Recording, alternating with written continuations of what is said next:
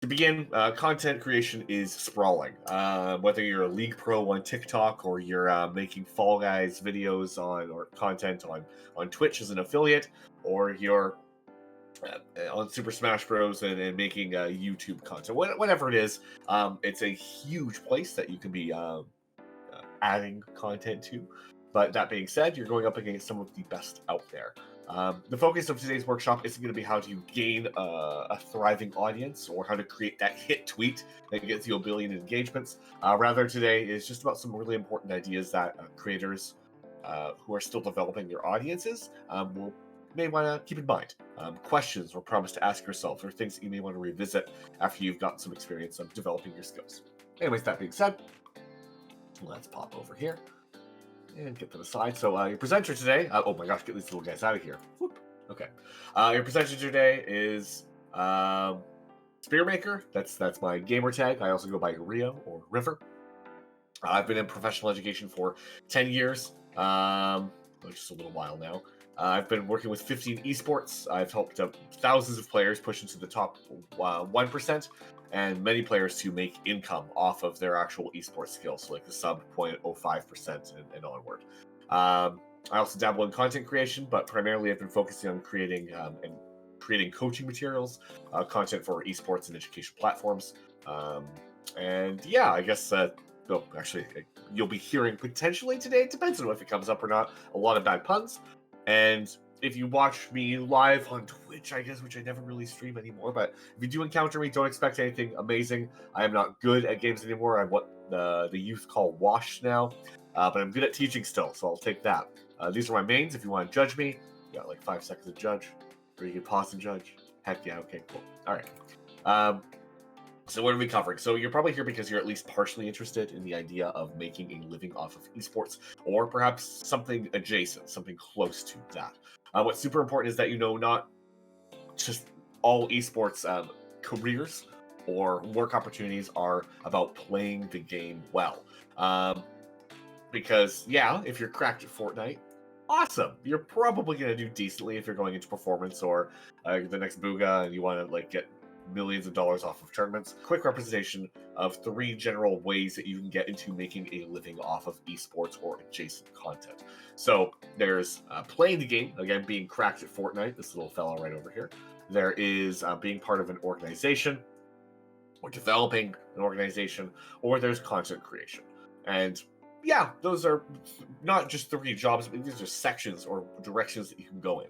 So notice how one corner of this triangle is strictly devoted to playing the game well. These other 2 don't require that, but again, knowing how your game works or playing well, super important or helpful. However, the rest of the jobs that are available, other than just like playing the game super well and being the best in the world or whatever, there's a lot more to it than that. So again, old chart. I've updated this bad boy a couple of times, but there are a lot of options out there. What we really want to focus on today, though, is this isn't going to be a tutorial for being okay. We're going to go into OBS and we're going to talk about Rocket League and look at your gameplay, and we're going to see how you review videos or how you stream. Oh, no, that's just a bit too in depth. Again, we're going to step back and look at general stuff that you can develop, and we're not going to be doing it in the playing or the organization portion. We're going to more focus on this kind of area here. So we're going to talk about things that may help with shoutcasting, or being an artist or editor within content, or potentially producing your own videos, or maybe even streaming. Regardless, what we are going to cover very specifically today are 3 core portions: pre-production, post-production. That's right. Did I just write post-production twice? Oh darn. Okay, get that little guy out of here. Get out of here, you. That is. Oh, no, we just get rid of him. He's gone. There's pre-production, there is production, and then there is post-production. So maybe you can think for a moment, what do these words mean to me? Most likely you've heard them before. Pre-production is something that happens pre or before. Production doesn't have pre or post in it, so it's happening actively. And then post, after.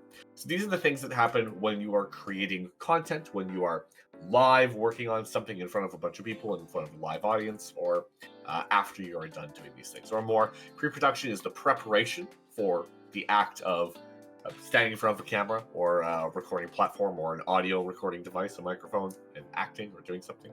Production is the actual time spent when the cameras are rolling and you're doing the thing. And then post-production is the editing process, the finalization, the uploading, and everything else that comes with it. So, that what we're going to be doing is recognizing stuff that the professionals don't really make mistakes with, but new players or new I guess educators, new recorders, new streamers, new everything do want to work on or consider. So, that being said, let's start off with the absolute basics of, or not the absolute basics, the three things that we want to keep in mind for pre-production. So we're going to start number one. So the amateur pre-production mistake is going to be weak or no script. That's our first one. So what is a script? Think about that for a moment. We've heard the term before. A script is something that you have that you're following in your recording, and everyone follows a script. It might seem like, oh, well, I don't need to follow a script. I'm going to turn on my video game, I'm going to play it, and then I'm going to turn off my stream when I'm done. And effectively, that's a script. That is your plan of what you're going to be going forward with and developing or doing in front of an audience, in front of your camera for your TikTok or whatever. But if we don't prepare a script, if we just have one that exists that says, I'm going to turn on my stream, turn it off when I'm done, we may want to go a little bit deeper than that. So, what makes a good script? How do we develop a good script? Well, a good script engages the audience. Does your introduction or title draw interest? 10 things that you could do in League of Legends to be a pro, or guaranteed better loot boxes with this technique, etc. Do you ask questions throughout your presentation, or keep people focused or drawn in with other means of keeping their attention? Is your content relatable or funny? Is your content accurate? Are the things that you're saying or sharing with people when you're teaching them actually going to help them out? What demographic are you appealing to? Or even more importantly, if you consider the question, what is a demographic? I use this word pretty often when talking about content creation, but it's pretty much a demographic is a group of people that would resonate with or enjoy your content, ones that you want to be reaching actively, who would get the most out of what you're sharing. And if your demographic or more, if the only people who are going to be resonating or enjoying your content are like your four buddies who you laugh and joke with, and like, oh man, Skibidi Toilet, dude, that's so funny. Well, actually, Skibidi Toilet is incredibly popular. I'm such a boomer. I apologize. But if you and your buddies have a bunch of in-jokes that only you are going to really enjoy, most likely people who are taking in your content are not going to get much value out of it. So considering that, your demographic, hugely important. Do I even have a script is something that we would want to address right out the gate. If you plan to fail, got that backwards. If you fail to plan, you plan to fail. And I'm not just saying that everything you say when you create content should be scripted. For instance, me talking at you right now, I've got a general idea of what I want to be talking about here, but I'm not like carefully dissecting each word and saying every single little thing. I have a general plan. I have an idea of what I want to cover, but with practice, which we'll talk about later, I'm comfortable. I'm easily able to just share these thoughts without being like, oh no, I missed a word there. Oh, that's the worst. That's what I really want to encourage with you guys when you do present, is that when you do have a script, which we'll talk about again a little bit later, we don't need to follow it rigorously, but we want to have a general idea of what we're covering. Dead air, stuff that comes up a whole lot of the time when you're not really convinced of what you're saying, or you just don't really have anything ready to say, a general idea of, again, your flow. That could really hinder you, especially when you're just starting out, especially if you're like creating content for the people going through with 7-second attention spans on TikTok or Instagram. Anyways, that all being said, a couple questions to keep in mind written out here, really quick and easy, which I'll be doing for all of these portions. I'll leave it up for a couple seconds and draw one of these little pillow guys fellows over here. But yeah, in general, we just want to make sure that we're paying keen attention to the content that we are outputting by knowing what we're doing ahead of time, writing out a script, keeping in mind a couple of notes of stuff that we want to get across what we're sharing, and knowing who you're going to be sharing with. Okay, that all being said, let's move on to our next one. Amateur pre-production mistake number 2 is lacking audio and video prep. So is my audio and video prepped? This is a really, really big question. Making sure that when we're actually beginning our recording, when we go live, that our audience is looking at Well, do we want them looking at 20 blurry pixels? Probably not. Making sure that our viewers don't hear audio that sounds like it's being recorded on like equipment from like the 50s. This takes time to do, like all other things to test our streams. But if you take the actual time to do so, if you look up tweaking guides instead of just running with default settings on like OBS perhaps or other software that you use, this is a huge boon that will put you ahead of a lot of people that simply don't take time to prep. Big power play here. Please take the time to just set aside doing a bonus little stream, even for your closest audience. Hey guys, I'm setting up here. Give me an extra minute before going full live, or there's a billion ways to do it, but just doing the audio video prep. What are ideal video settings for my stream that I'm going to be throwing out there? Am I trying to stream in 8K when most of my viewers are going to be on their phone? Or for audio, what are my ideal audio settings? Am I running on like a billion hertz and then pushing everything to the absolute limit? Maybe we would want to revise that and rethink it and look up, again, available content online. Because right now, guys, I'm not going through OBS with you. I'm just reminding you that if we aren't doing our audio video prep, it's going to suck in the middle of your stream when you're going, oh man, my audience can't even hear me, and they can't even hear me talking about how they can't hear me. It sucks. And then what free software is available to do all this stuff as well? We want to consider, for instance, I run with Audacity, OBS, Streamlabs, Photopea, VLC Media Player. What else is on my list here? Epic Pen, which I'm using right now to draw these goofy little guys over here. Is what I use for all my coaching and whatnot. Oh, he's a poor, he's a sad little one. Okay, we're getting him out of here, poor guy. Voicemeeter and all kinds of other stuff that's available for free out there. Most of my software I use is all free, with the exception of a bit of hardware, and I'm good to go. Anyways, that aside, questions or quick prompts. Make sure that you guys take the time to prepare. Again, pre-production with audio video, not production audio video where we're going, oh man, where's my microphone?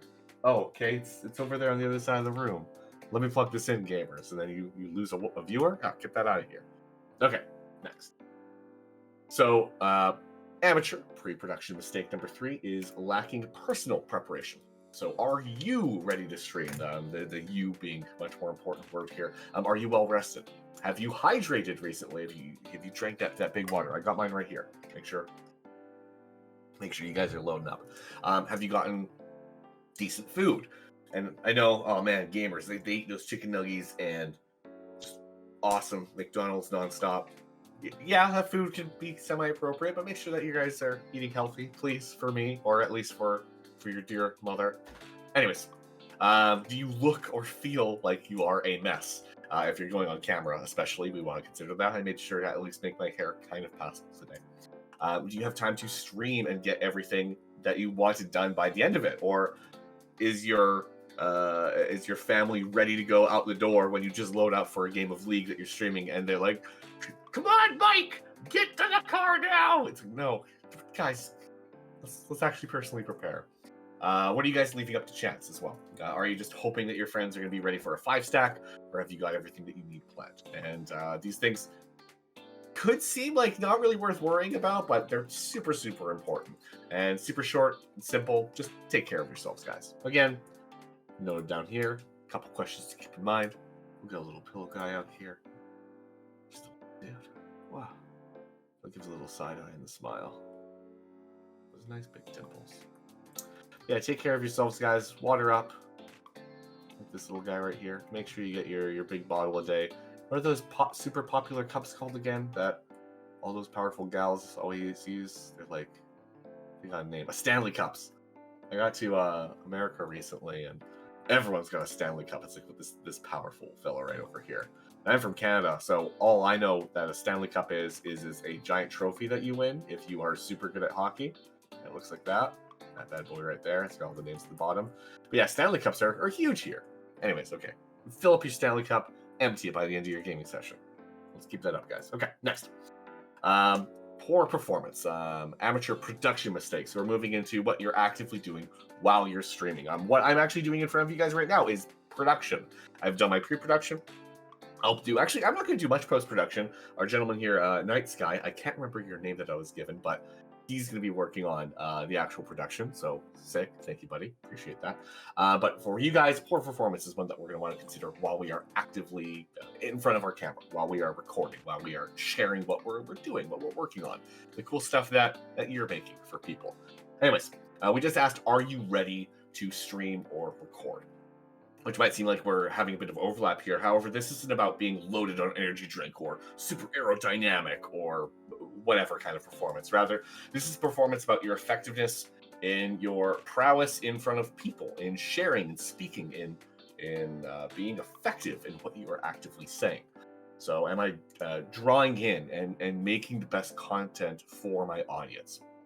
That being said, there's actually a survey. This is one that I reference all the time back in 2014 that mentioned that collectively in America, the most common fear is snakes is up there, clowns are up there, but the most common fear, the most Americans share, is public speaking, speaking in front of people. And I get it. It's pretty rough.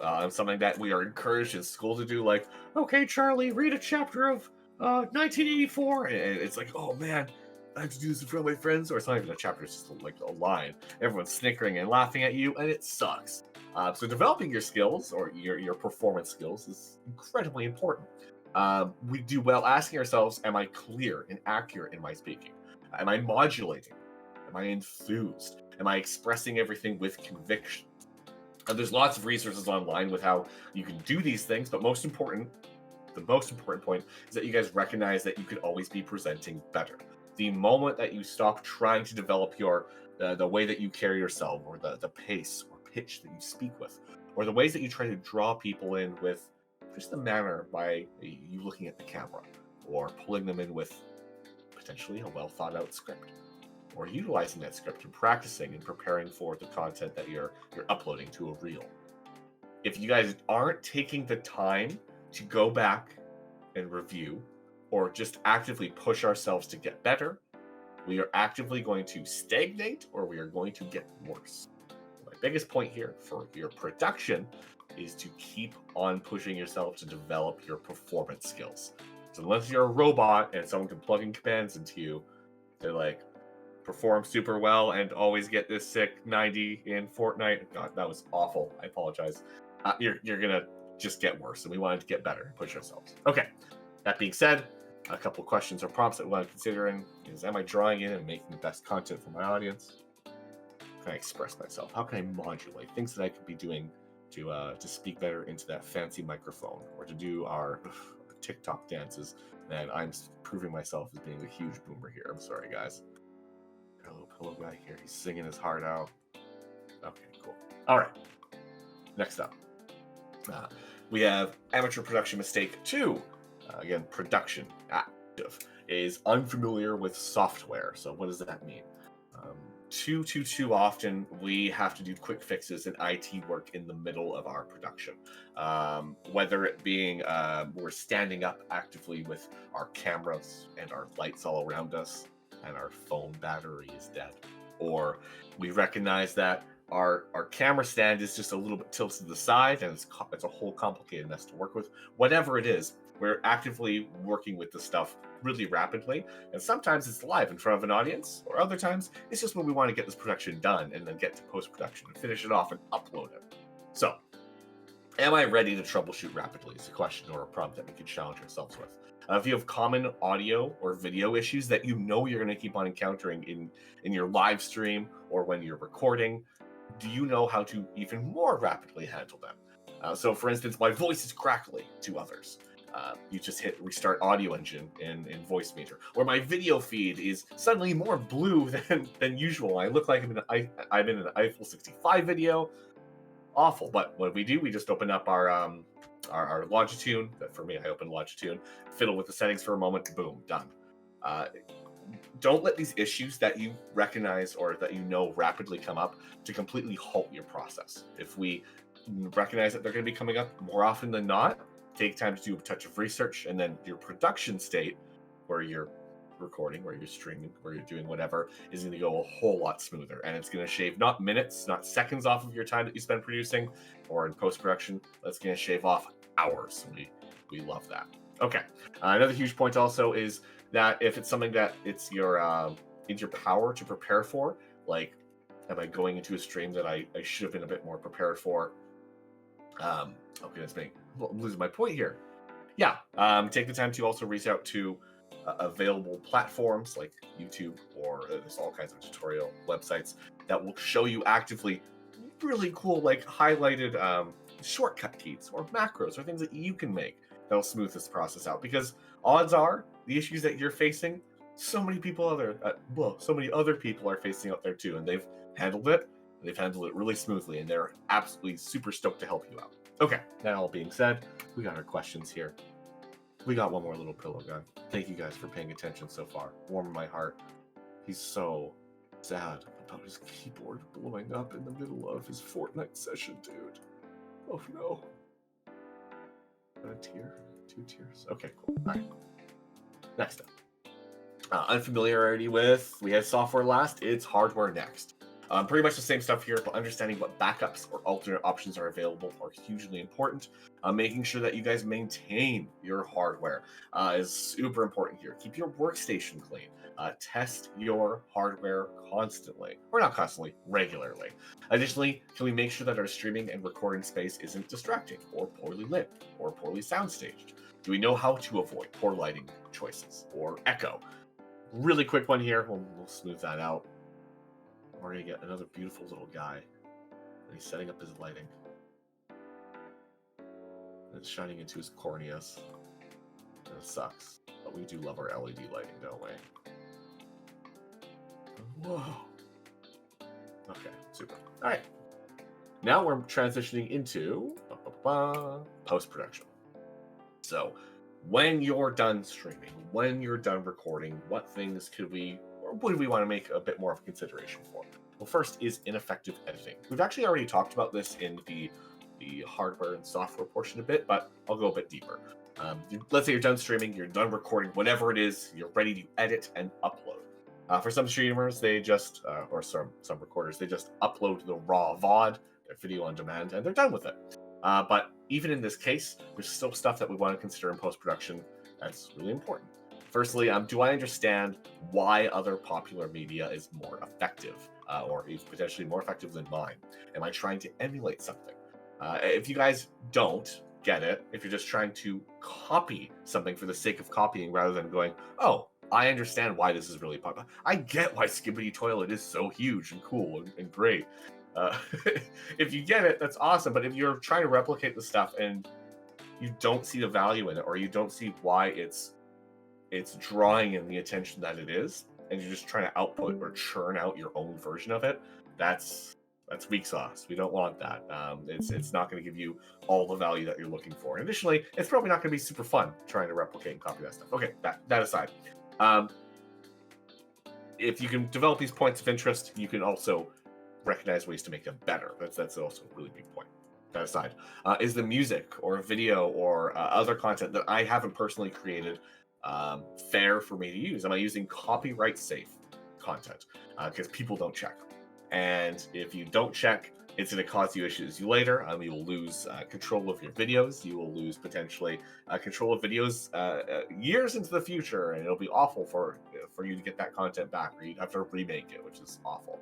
Please take the time, guys, to check that other people are okay with the content that you're using and putting into your own content. And also, am I just inefficient at editing? Are you facing hardware issues? Or are you just missing something? I'm learning how to, again, use shortcuts, macros, or even changing software won't save you those precious seconds or minutes. Again, it's going to save you hours. So please take the time to save time editing.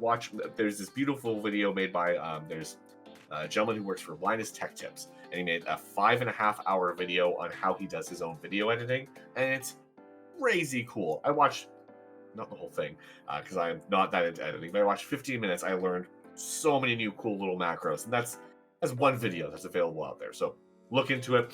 It's right for the picking. Here are a couple of questions, but truncated, made smaller. We got our little dude here, and he's going to be sitting at his keyboard that he fixed. But he also has another 2 macro keyboards. So His beautiful glasses. Benedict. Excellent. And maybe you'll be that in one in the future. Okay, cool. Carrying on. Next is amateur post-production mistake 2 is ineffective engagement. So we've talked about being engaging earlier, but this isn't the same kind of engaging. This isn't where you go on stage and you're playing your guitar or you're playing your video game or whatever, and you're reaching out to people and making them go, oh man, this guy's so cool. Different engagement here. This is your SEOs and your SEMs and your KPIs. Those acronyms might not make any sense to you, but they should. Let's say you're posting a funny Fortnite video. Man, I mentioned Fortnite a lot. When you have the opportunity to type in your title, your keywords, and your description of this content, are you just filling those fields with funny Fortnite video? You want to know how many views you're going to get? It's going to be 10 views. And all 10 of those views on your funny Fortnite video are going to be by you because you're checking back to the video to see how many views you get. And it's going to go 1, 2, 3, 4, 5, 6, 7, 8, 9, 10 because it's all you. Or maybe you'll get 11 views because your friend went, yo, I watched your funny Fortnite video. It's really good. Super simply put, just put Google SEO into, well, Google. Just type in SEO or even Google SEO and understand the basics of what that means. Getting an idea of how your search terms, of how your keywords, of how everything you put out onto the internet, and primarily text, is going to impact how many people see it. Additionally, really important, what platforms are you posting on? Are you just posting on your buddy's Discord? Don't do that. There's way better places than just your buddy's Discord. Your buddy's Discord might be awesome for posting your content and getting 1 billion views. Love it. But also paying attention to when you're posting. Because if you post your funny Fortnite video in the middle of the night on a Monday, those funny Fortnite kids who are going to watch it and comment and be like, oh, I like this video, they're going to see it. And they're going to see the next funny Fortnite video that was posted better, with better engaging properties. Anyways, please don't just settle with posting and forgetting. If you want to make something out of your content, do your due diligence, research engagement, research SEOs, and all those goofy things. And we'll put up this guy right here. And we'll draw funny Fortnite. I think it's still popular. Fortnite's pretty big. Eminem's in Fortnite now. Excellent. Okay. And carrying on to our final post-production mistake, and our final one in general, is poor mental. Content creation and output will destroy you if you approach it incorrectly. There's 3 key points here. First, what is my success? What is my success? A personal question. What at the end of the day will make you feel, yeah, I did this, or I created this and I feel good about it, or I want to do it again. Now, if you don't have an answer, stop. Now you don't need goals, like very, very specific. I want this and this and this and this. However, if you're not doing it for fun, however, if you are here because you want to push your content to that next level, if you want to make a name for yourself, if you want to make your job, your living out of it, we want to establish some ground rules for ourselves. So what's your success? Again, it's becoming the next Mr. Beast or Ludwig. Okay, cool. Long, super, super, super long term. Let's focus back onto what you can be doing now, what goals or points that you could work to now. So for instance, a couple I have here, aim for stuff within your control, how much content you upload, how you engage with your audience. Goals should be built around the pride that you feel when you post, or joy when you recognize that you are improving at something. Don't give yourselves raw numbers that you have to push to at a certain time. Rather, like raw numbers that are out of your control, ones that are like, oh, 1 billion views or 1 billion comments. But rather push towards goals that are in your control. What, or how, or when, or how many you upload. Second, again, am I enjoying this, which we already touched on. Your audience will know. They will see if you're enjoying it or if you're passionate about it. And if you're not, that might be the deciding factor for you drawing them in or making them go, oh, I do want to watch more guys of this gentleman's content. And yeah, just feel good about the content, or try to feel good about the content you're putting into the world. And lastly, am I growing? This is the de facto point that I'd like to highlight pretty much all the stuff with, is watching your old content, recognizing why it was bad, and not going, oh man, that was really cringe and I never want to do that again, but considering or dissecting why it was cringe. What about your old content that you've previously made makes you feel like not sharing it again? And if you could do that, it'll be a really encouraging point of developing and recognizing where you've not only come from, but what you've already pushed to, what you can push to in the near future, and also how to get there. Because if you aren't dissecting it, and again, if you aren't getting better, you're just stagnating or getting worse. So we don't want that. That all being said, here are those little points. So what is my success? Am I enjoying this? And how am I growing from this? And what am I going to get better at next? But yeah, more or less, that's our 9 points. It's again, it's not a comprehensive guide on what you specifically need to do to become the next Mr. Beast, but it's just a bunch of points that I typically find when I work with people who are jumping into production, all kinds of exciting stuff that are built around presenting or performing in front of people, that they most benefit from, that they may be forgetting. And keeping all these 9 points in mind, and the general idea of that you can be always getting better, keep on trying to be, is my biggest takeaway from today.